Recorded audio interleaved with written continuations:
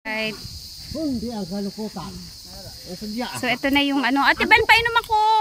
May baon ng pala nga. Yan na yung ano, yung tubig nila. Ito ay galing sa? Doon. So galing mismo to dyan sa Bukali. Inumin natin. Malamig, matamis-tamis ng tubig.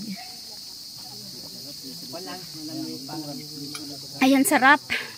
Yan talaga yung natural. Natural water. Parang may hilo, no? Opo. Yan.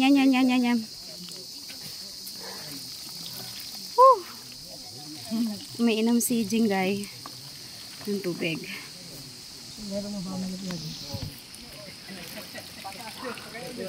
Kargahin na kita ba sa pababa? Kayang-kaya kita. Mas Ha? Kaya mo siyang kargahin? kaya ko lang, te. Mas madali pagpapaba. Patesting nga! Patesting nga! Kargahin mo nga si Ate Annabel. Wag, baka mabalian siya ng buto. Oh, dali, testing! Wait lang muna, iglo muna ko. Pero parang ano, may bukal pa dyan sa taas. Kaya lang, kasawit ang tubig yun.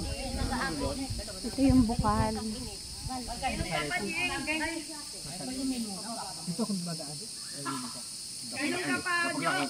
Hindi na, okay na.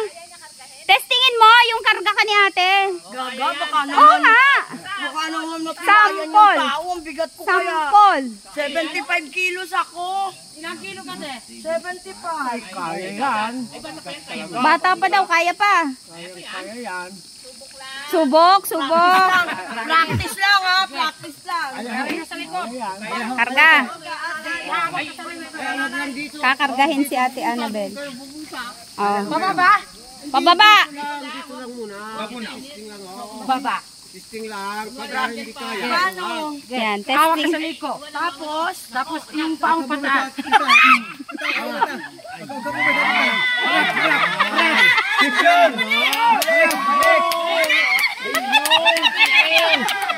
May ilang balik kaya. May ilang balik kaya. Ate.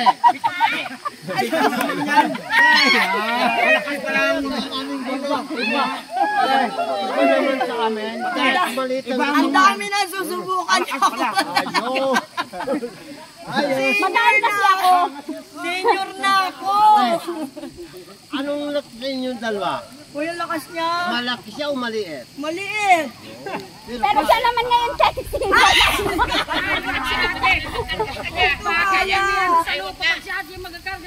Wag na. Ay, bakit ang magakarga? Bakit hindi kayanin niya? Baka pala ang spinal cord na. Yeah.